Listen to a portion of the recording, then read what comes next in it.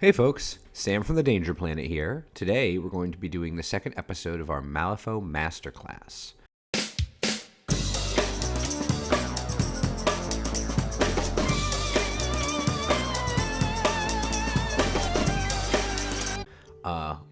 This is our series where we discuss different topics in Malifaux that you may be learning about as you're beginning your journey from a beginner player to a more advanced player.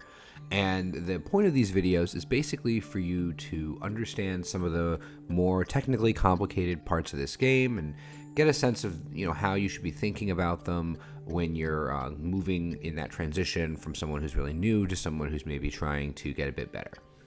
So if you're already an expert, this may be something you already know, but if you're a beginner looking to improve, this might be the perfect series for you.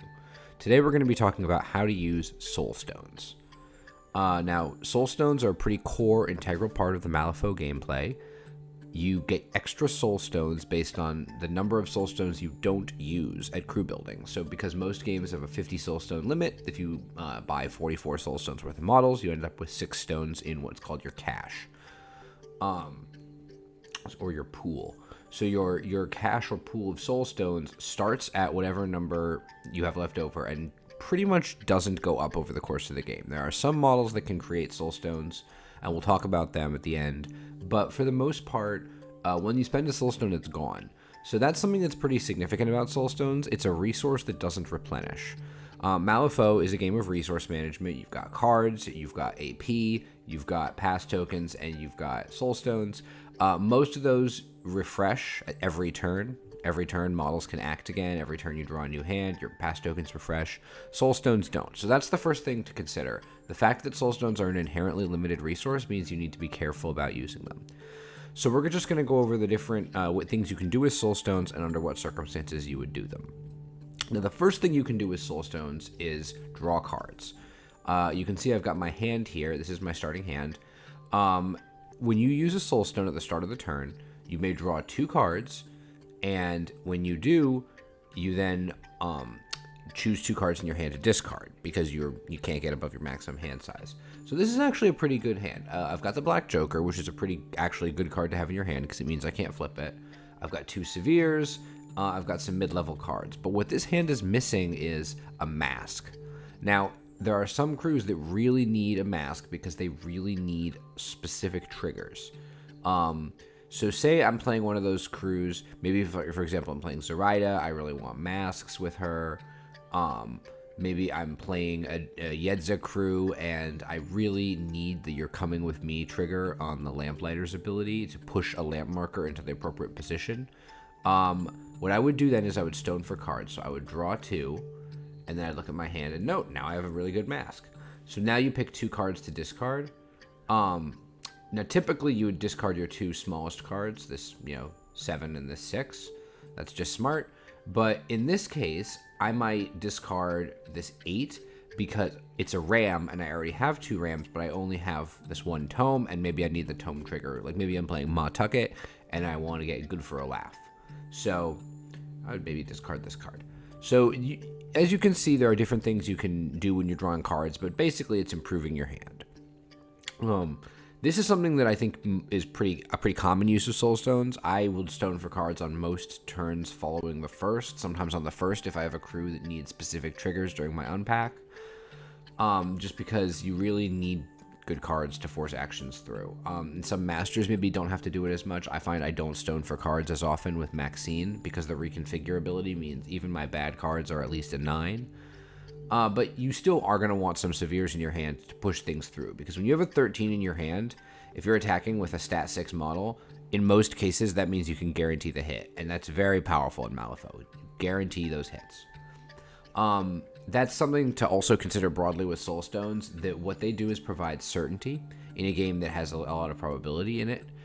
Certainty is very, very strong in Malifaux.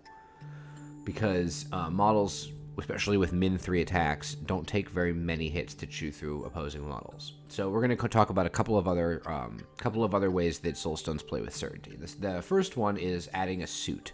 Now, models that are henchmen or masters can spend a soul stone to add a suit to any duel. A couple considerations about this. First, you have to do it before you start the duel. You can't do it after you see your card. That means you might flip the suit you need anyway and kind of have wasted your soulstone, which always happens to me on leaps. But the other consideration is that it's on top of whatever suit you have flipped or you have built in. And that's very relevant for models with triggers that scale, like severe injury or infect or critical strike. If I have a critical strike model in my crew, this king is great because, I can put this in and guarantee the hit and get a critical strike trigger. And I can also stone for a second ram and get +2 damage. And that's a lot of damage. Like, that's, really seriously hitting the opponent where it hurts. So I really like the ability of soulstones to build in triggers, and I think it's probably the second most common use of soulstones, at least that I see, because triggers are so key in this game, and because sometimes you really want to force through an attack, but you don't have the appropriate suit to both force it through and get the trigger.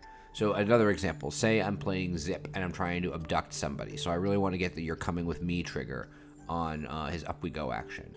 I can use this king, and I can stone for a mask to basically guarantee that even against a size 3 model, there's basically nothing they can do if they don't have the red joker to avoid being picked up and then displaced 3 inches plus base width plus 3 inches, which is a lot. Now, on the flip side, soulstones can also take away your opponent's certainty. And that's the third use of soulstones, what I would say is the third most common use, which is damage prevention. You can prevent damage with a soulstone. When you do, you spend the soulstone. Again, it must be a master henchman, and you flip a card, and you reduce the amount of damage you take based on the amount of the card you flipped. So this one would reduce it by 1 damage. Also 1 damage, 1 damage, 1 damage. Boy, I'd be dying if I was doing soulstone damage prevention flips for real. This is a king, or it's a severe, so you reduce by 3. It's 1, 2, 3 damage. Weak is 1, moderate is 2, severe is 3. This can't be cheated. It's just a flip. It doesn't get modified in most circumstances. But it's very useful because it takes away your opponent's certainty. Now, you can't be certain of what the outcome will be, but when your opponent hits you, they might be doing the math, saying, this model has 9 health. I need to hit it 3 times with my min 3 beater. Suddenly, if you are able to prevent some damage, it's going to be more than 3 times. You don't know how much more. It could be 4 times, because it could be that you only prevent 1 damage each time. Or you could flip 3 severes and completely no-sell the attacks. Damage prevention flips reduce damage to 0. They're one of the few ways in the game that you can actually do that. So they're very, very powerful, and they're an important tool for keeping models alive. Now, you shouldn't over-rely on them, because, again, sometimes you just flip ones and your opponent had like a moderate 4 and you're taking big chunks of damage anyway. But they make it so that your opponent can't, mathematically guarantee models die. Which is very important because, again, Malifaux is a game where you try to have as much certainty as possible. There are 2 other uses of soulstones. I find them a bit less common, but they do happen. One is you can flip a soulstone to just straight up get a plus twist on any duel. That's something that, again, Masters and Henchmen can do. I find that this is a use of soulstones I don't often like to do because, again, we've talked about limited resources, and there are many ways to get a plus flip in this game. I mean, the most obvious one is focus, but lots of masters and henchmen and different models have rules that will give a plus twist to duels under certain circumstances. So spending a very limited resource, one of your few soulstones, to get something that you can get lots of other ways is not something I like doing. It's something you do kind of out of desperation when you really need the positive twist in this exact circumstance, and you don't have another way to get it. And when you do that, it's actually really powerful and useful. For example, if you're fighting against a model with Serene Countenance, you can burn your soulstones to just counteract it and get your full complement of attacks against them. That's actually a totally valid use of soulstones. It's not something that I favor doing, but it's something that I will do when it needs to be done. And the ability to do that flexibility, is one of the things that makes Masters and Henchmen so good. Now, the last one is very situational. You can spend a soulstone to give an enemy player a minus twist on their damage flip. This is something that you will do defensively. Remember, you can also do this alongside spending a soulstone to prevent. So if you're willing to just burn through your cache of soulstones, then you can really, really make an opponent's attack weak. The big time to do this is there are some models with very spiky damage tracks. Shawmus's gun, Lord Cooper's gun, models with the 2-4-6 damage track in melee. You really don't want them getting to that straight flip where they can cheat and do a 6, 7, or even 8 damage. You really want to force them to be at a minus twist and hopefully have a weak damage flip. So you can spend a soul stone to put them at a minus twist. Again, I disfavor this somewhat because, for example, if you're getting hit with a 2, 3, 4, it's almost certainly not worth it unless, you know, a 4 kills you and a 2 doesn't. But even then, you can soulstone to prevent. So, you know, it's a little bit narrow. But models with very spiky damage tracks, it's very strong against. And it also, just the fact that you can do it changes the way they play. Like Lord Cooper will try not to shoot at, you know, henchmen and masters if he can avoid it.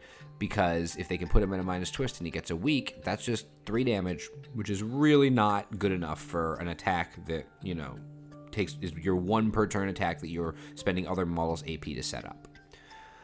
So finally, there are a couple other random things you can do with soul stones that are specific to models or cards. Like, for example, execute lets you discard soul stones to not be executed.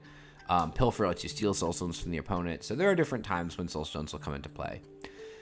But you should just be aware of those if the game has them and sort of plan around them. For example, if your opponent has execute models and they're going to be pressuring your hand, so you might have an empty hand, you might want to save a soul stone to keep a model alive. If your opponent is trying to steal your soul stones, you might spend them more than you otherwise would, just so your opponent can't get a benefit from them. And if you have certain upgrades like Flush with Cash, which lets you just pitch a soul stone, really give a soul stone to your opponent to just no-sell an attack, then you should save some soul stones for that. Finally, there are some models that can generate soul stones. Prospectors and soul stone miners can both generate 1 per turn. And there are also models that can generate soul stones kind of more unreliably.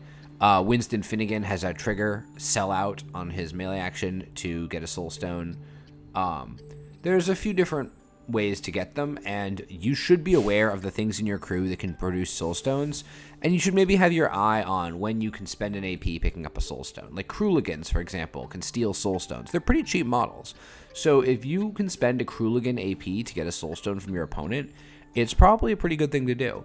And then also, just thinking about resources, those abilities, those triggers that take soul stones tend to require specific cards, maybe specific high cards. So think about your hand and whether there's a situation where you can convert a card in your hand to a soul stone, and if that's a good thing to do. Sometimes that'll be a great thing to do because, as I've said, cards replenish every turn, and there's many things that draw cards. There's relatively few things that make soul stones. But I also would encourage you not to tunnel vision too hard on getting soul stones, because you win the game not by stacking up soul stones, you win the game by, you know, successfully completing actions and damaging your opponent's models and interacting and so on. So if you can convert a card into a soul stone by, say, cheating for an ability that steals one, or you can convert a card into, say, a point or a dead model by using it to pass a duel and hit an enemy model and kill them, then maybe you should be doing the latter instead. But that will really depend on the game state of the game you're in. So just to recap this video, soul stones are a limited resource. There are a very small number of ways to regenerate them. You can use them to improve your hand. You can use them to build in suits or get a plus twist on duels to make it more likely that you will succeed. You can use them to give your opponents a minus flip on their damage, or to prevent damage to keep your models alive. Soul stones are important for generating certainty for you and removing certainty for your opponent. And finally, soul stones are also used in a few other random little things. And if you are aware of those things, then you will know whether you need to either keep soul stones or maybe spend them as fast as you can to deny them to your opponent. I hope this video has been helpful to you and informative. Soul stone use is a really cool, unique thing Malifaux has that I think really sets it apart from other games. And as you learn how to use soul stones and when it's appropriate to do so or not to do so, then I think you'll really find yourself leveling up as a Malifaux player and having more success. If you like this video, please give us a like and subscribe. If you really think that I'm maybe off base about something, or you found something I said insightful, please leave a comment. We can talk about soul stones, Malifaux, you know, whatever. Please join our Discord. The link is in the description. We talk about Malifaux, we talk about hobbying, we talk about board games, all different things, and we'd love to have you. So until next time, enjoy the Danger Planet.